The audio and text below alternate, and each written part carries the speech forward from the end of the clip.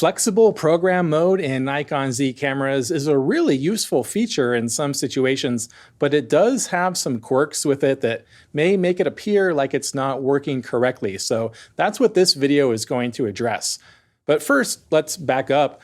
What is flexible program? Well, this is a feature in the program P position on that mode dial, program auto exposure, where the camera picks both your aperture and your shutter speed for you.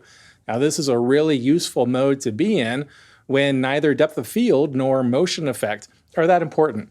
Like you're taking a picture of a distant landscape, and those things don't really matter. So you can just put it in P mode and not have to worry about your aperture or your shutter speed. And for if you're like on the go, run and gun style photography, and again, you just don't have the wherewithal to stop and think about your aperture and your shutter speed, or you're a beginner and you just want to start taking some pictures but get out of auto mode, that P position, program auto, is a lot of help.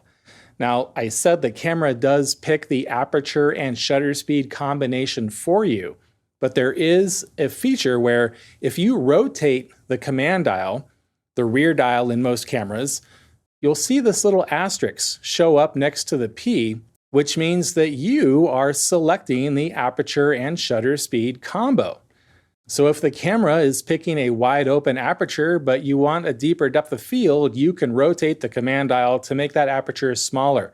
Or if that shutter speed isn't fast enough, you can rotate the command dial to make the shutter speed faster, all while staying in that program auto exposure mode.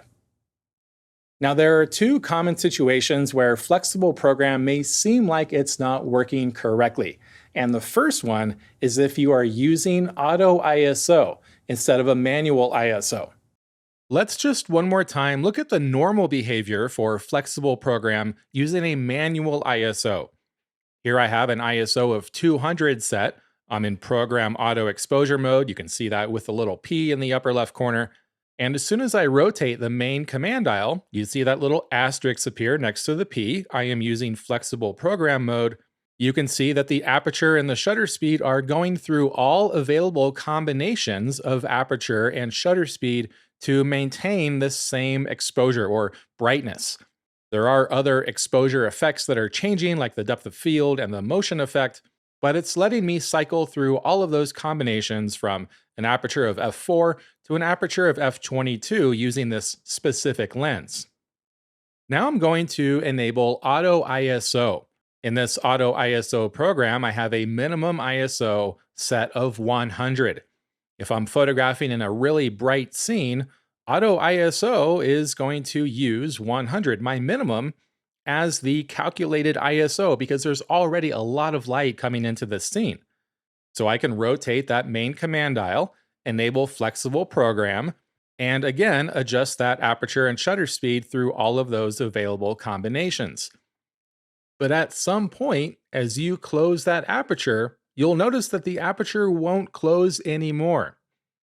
I'm still rotating that dial, trying to close the aperture here, but it's just not getting any smaller. And that's because of my minimum shutter speed setting in my Auto ISO settings.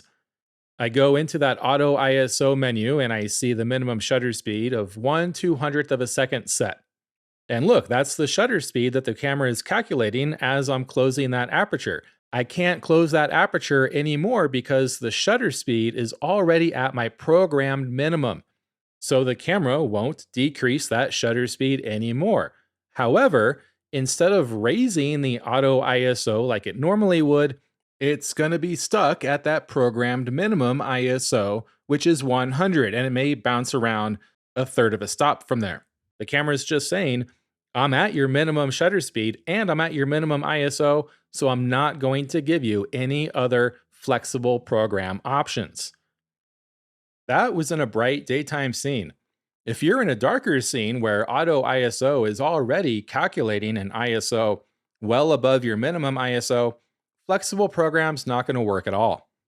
You can rotate that main command dial and you'll see the asterisk showing that you are enabling flexible program, but that aperture and shutter speed combination won't change. You won't see any of those numbers changing because the camera is using an ISO above your programmed minimum ISO, And so flexible program's not going to change anything. So how do we fix this? How do we use auto ISO with flexible program? Well, unfortunately, you can't use auto ISO like it normally behaves in aperture priority or shutter priority exposure modes, where it just increases or decreases the ISO as necessary.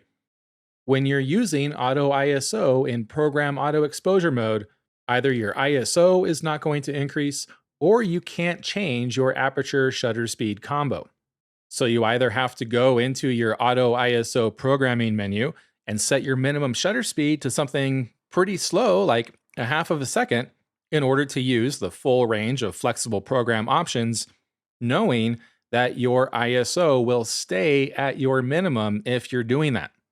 Going back to this example, we see that after I changed my program to minimum shutter speed, now I have the full range of aperture and shutter speed combinations staying at my minimum ISO of 100. It's one of those really quirky features of Nikon Z cameras where if you close that aperture, the ISO is not going to automatically increase like it should. The second situation where flexible program isn't working is a much simpler fix, but it's not as common, and that's just you're not using the correct command dials. To check your command dial programming, you're going to go into your custom settings menu. That's the pencil icon. Go down to F, controls, and then F2 for your custom control setup. Scroll through that list until you see command dials and press OK on that. And then some cameras may give you the option to go into your exposure setting where you'll see this screen. And this may be the default that comes up on most cameras when you go into that command dial programming menu. And here you'll set which command dial does what in each of the different exposure modes. So the way my Z5 II is set up, right now the front command dial, the sub command dial, controls exposure compensation. And then the rear dial, the main command dial, that is flexible program. That's what the P with the asterisk means.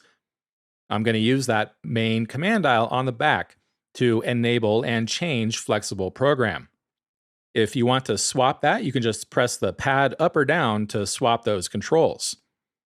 And you'll notice that as you scroll through the other exposure modes, you're limited to what you can set. And that's based on what you can actually change in each of those exposure modes. So you're not going to see flexible program as an option in shutter priority, aperture priority, or manual because there is no flexible program there. But the takeaway here is just to know where to go to see which dial you currently have set to use flexible program mode. So program auto mode is a really useful exposure mode when you want speed and simplicity in exchange for having direct control of your aperture and or your shutter speed. You can have indirect control using the flexible program feature. You just need to be aware of what your ISO is if you're using auto ISO. If you want to learn more about the exposure modes in your Nikon Z camera, as well as the camera setup, focus modes, and how to customize your camera, you can check out the Nikon Z Photography Fundamentals course at photocourses.link/NikonZ. You can use the code TUBE20 for 20% off of that course, which contains a bunch of video lessons, text outlines, downloads, and assignments. Please let me know if you have any other questions or comments below, and I'll see you in the next video.